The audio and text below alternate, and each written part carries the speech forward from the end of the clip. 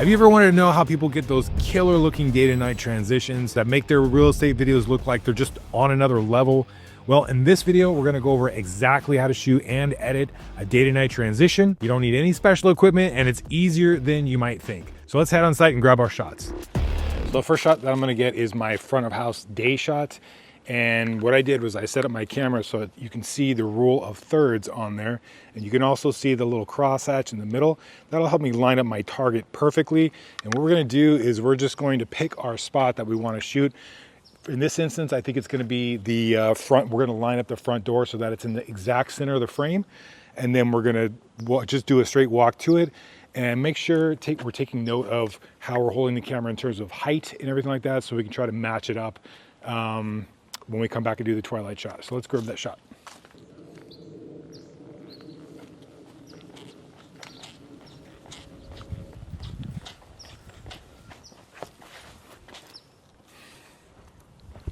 So I feel good about that shot, but one more thing that I want to do is I want to get one interior shot to kind of go along with this tutorial so you can see how we can do a day to night transition and then also transition into like a zoom through into my front interior grand entrance shot. So for the grand entrance shot, the number one thing that I want to keep in mind is that I want to pick the widest area, the most grand entrance of the house to make it feel as huge as possible. And I also want to get like the longest run that I can into the house. So if there's a long straightaway that I can use to my advantage, that's what I'm going to do. So I'm actually going to show you what this one looks like.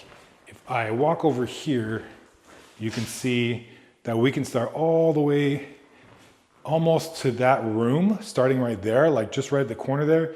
And then we could walk through these pillars right here. It's a little bit of a tight squeeze, but we can walk through right here and then walk all the way into the living room.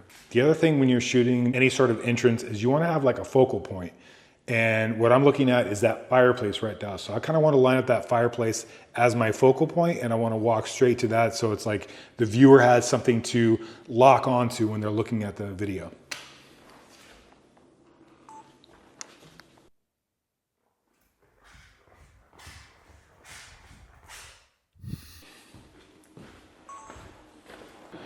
Okay, so we're back and it's not quite sunset yet, but it's almost there. So I like to get started and prepared a little bit early for these things because I never know when the light is going to look most optimal. If you wait too long, then the lighting is going to be too dark and you've missed your opportunity. So I'd rather get here a little bit early, get the lights all on, maybe take a couple of shots just to see what it looks like. And I might stick around for a little while longer just to see if it looks even more dramatic in a little while, but I'd rather be safe than sorry and get shots ahead of time.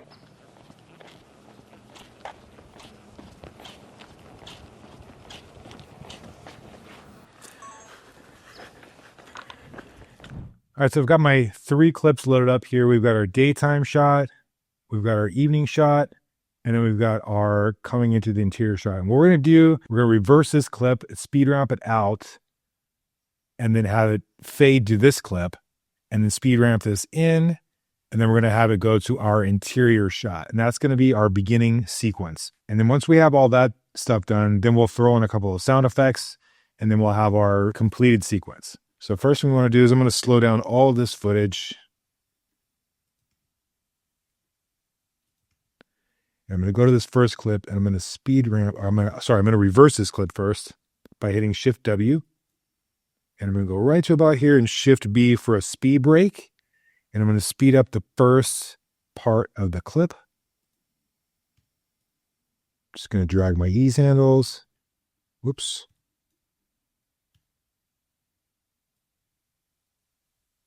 And we'll see what that looks like. Looks pretty good. Okay, so right around there is where I want my other clip to come in. And let's see what we're at. Look at the daytime evening shot right there.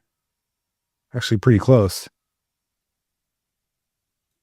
So I'm going to bring it right there and see how that lines up. So I think we could get it slightly closer. And the way we're going to do that is we're going to bring this over a little bit, put it on top.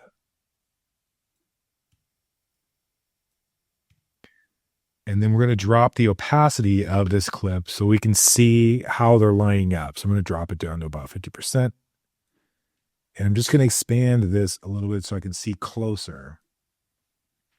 And then all I want to do is start moving my position and scale around to see if I can get him to line up just a little bit closer. So I can't move my positions around without scaling it first. So if I did that, then I'm going to have this show up in the frame right there. So we can't do that. First thing we need to do is scale this up just a little bit. Maybe like 102, just to give me a little room to move around. Now I'm just going to move my position over and a little bit down.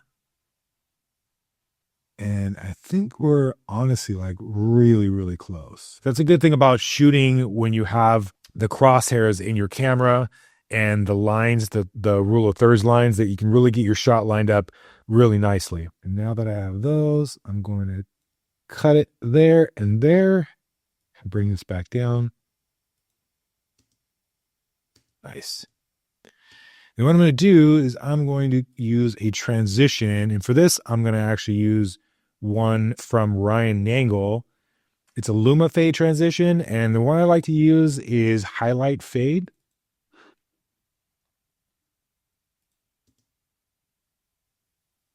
Sweet. Looks good. And then the next step is going to be to speed ramp this into the next clip. So I'm going to go where I want the speed ramp to start. So probably right around here. And then I'm going to hit Shift B for a speed break. And then speed up the second half of this. And then again, drag my ease handles.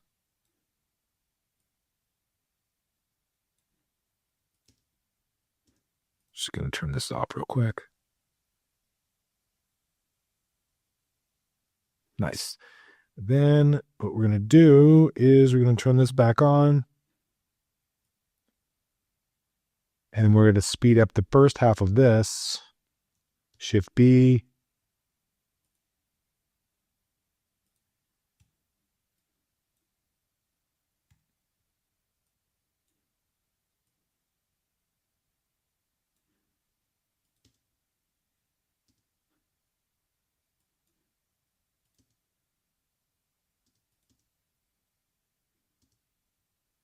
This is what our whole sequence looks like so far.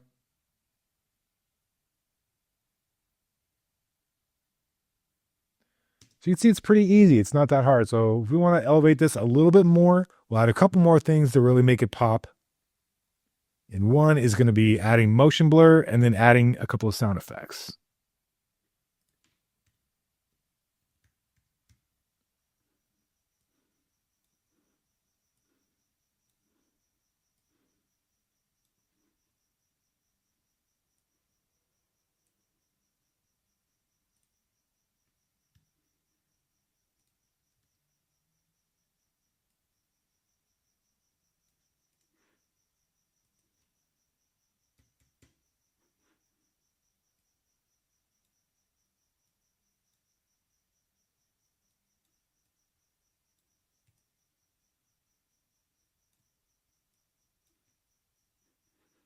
And then let's see.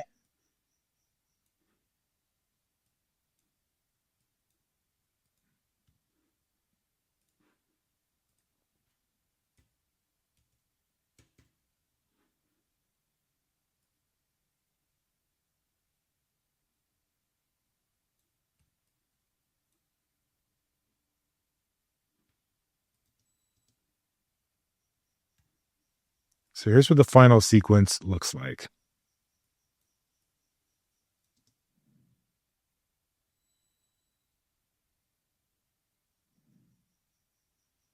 Awesome. And obviously, when you pair that with music, really nice cinematic music, it's going to really, really put it over the top. So everything I just showed you here only works if you know how to get the best shots for the rest of your video. And to learn that, you need to watch this video right here.